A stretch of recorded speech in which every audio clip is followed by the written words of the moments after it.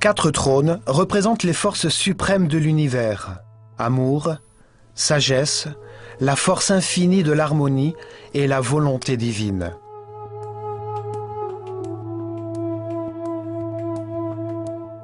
Au-dessous de ces pièces, il y avait une suite de cryptes, où l'on conservait les objets les plus sacrés, des peaux couvertes d'écrits et des papyrus relatifs à la révélation de ce temple.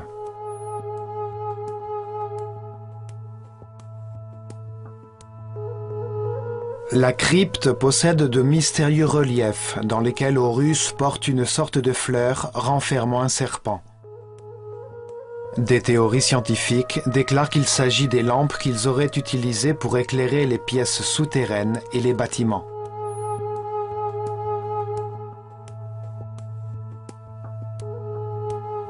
En empruntant l'escalier droit, on accède au toit, espace consacré à l'observation de la voûte céleste.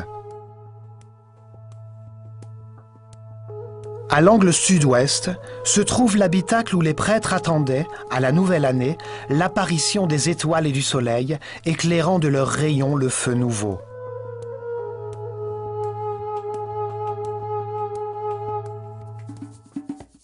Les prêtres se retrouvaient de nuit dans cet abri et divisaient la voûte céleste en secteurs, afin d'identifier ses mouvements et ceux de la planète.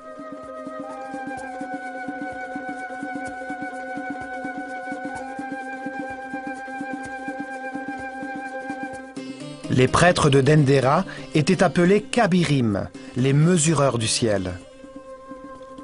Ils dessinèrent la première carte céleste, sur laquelle étaient inscrites les positions des Mazzaroth, feux du ciel. L'astronomie démarre à Dendera.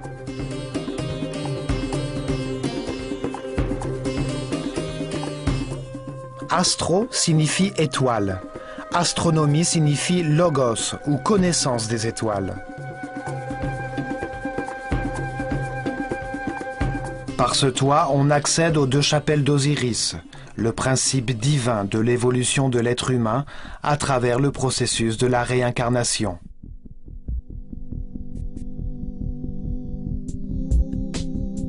Son mythe est dépeint ici.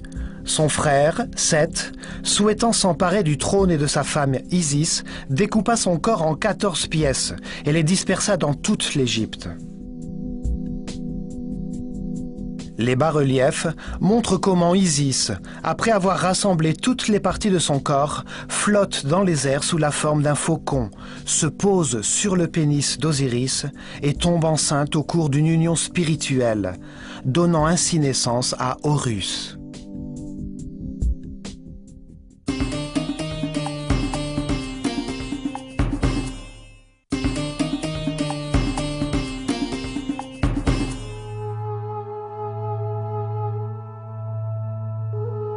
Sur le plafond de la seconde chapelle se trouve le zodiaque de Dendera, un immense relief de la sphère céleste autour du pôle Nord tel qu'il se présentait en l'an 700 avant Jésus-Christ, à minuit, durant le solstice d'été. C'est une réplique de la dalle originale qui fascina Napoléon quand il en découvrit le sens profond. L'original est de nos jours conservé au musée du Louvre, à Paris. Dans une chapelle similaire, à cet endroit précis, durant des milliers d'années, les prêtres de l'œil d'Horus mirent périodiquement à jour une carte du ciel semblable à celle-ci, couchée sur un papyrus. À chaque solstice d'été, durant des milliers d'années, ils marquèrent la position du système solaire et de la Terre.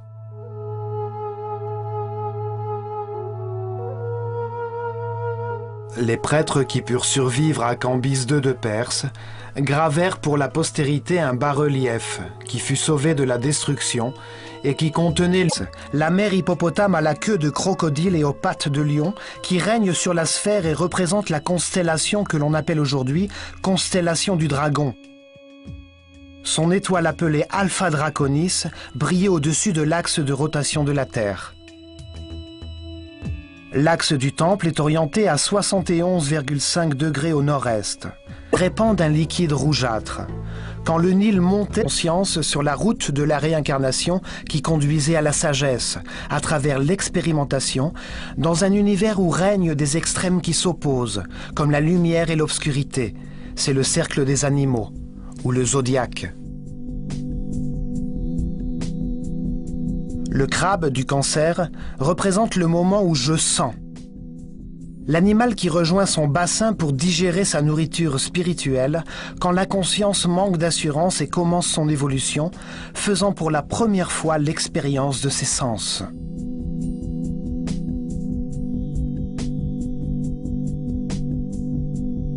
Les jumeaux du Gémeaux symbolisent le moment où je pense, le désir d'apprendre et d'explorer avec la dualité nécessaire à la recherche de la vérité, du savoir et de l'expérience, à travers des expériences contrastées et opposées.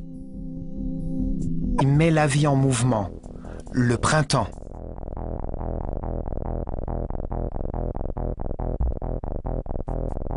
Le Poisson encourage le processus. Le Capricorne, dans l'ère du Sagittaire, le moment du « je vois » est le moment où la conscience en évolution a grandi pour dépasser sa nature animale. Le Centaure, dont la conscience est orientée vers le divin, est le pouvoir spirituel de la pensée, la sagesse de l'âge. Comprendre que l'univers est parfait et que nous possédons tout ce dont nous avons besoin pour être heureux.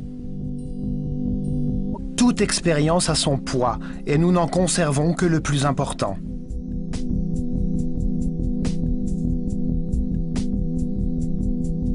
La Vierge représente « j'analyse ». Nous récoltons la moisson, maternité universelle. Nous apprenons à penser avant de parler.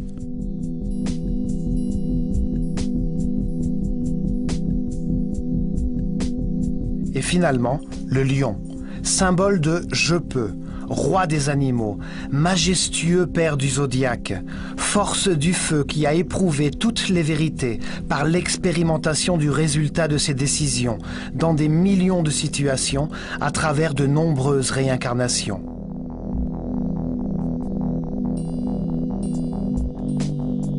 Ici, l'homme cesse de s'identifier à ses instincts animaux. Sa conscience n'est plus le réceptacle de ses passions incontrôlées. Il quitte le cercle animal.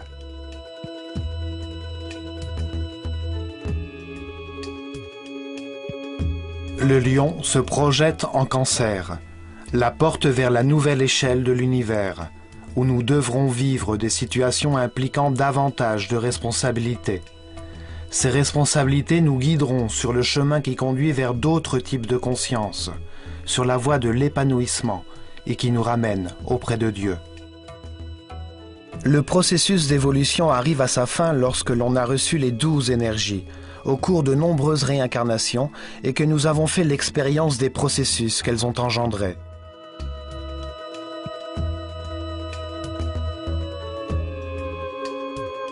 Le signe du zodiaque sous lequel un homme meurt est celui sous lequel il renaîtra.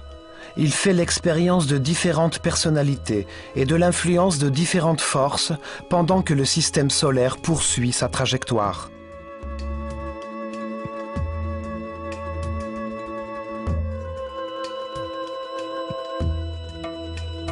Aujourd'hui, nous appelons ce parcours précession des équinoxes, mais nous ne comprenons pas son sens dans notre propre processus d'évolution.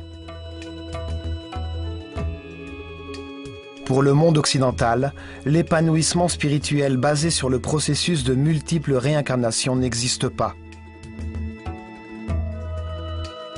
Cette carte céleste est la preuve du savoir astronomique et philosophique des prêtres de l'école des mystères de l'œil d'Horus. Ils observèrent la vie dans l'univers, comme le processus de transformation d'un animal ignorant en un surhomme sage.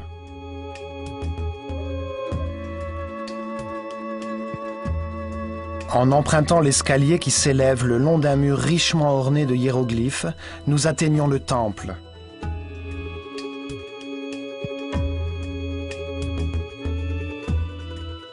Nous pouvons observer les orifices où les prêtres plantaient les instruments qui leur servaient à saisir de façon adéquate le mouvement des étoiles.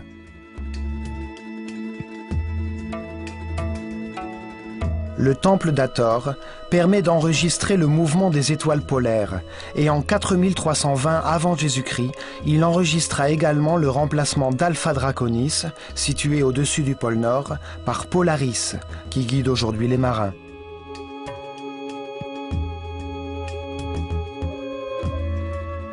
C'est sur ce toit que durant de nombreux solstices d'été se déroulaient les cérémonies de la nouvelle année égyptienne. La barque d'Hathor, principe multipliant de la conscience, expérimentant le temps et l'espace, était déposée sur ce toit.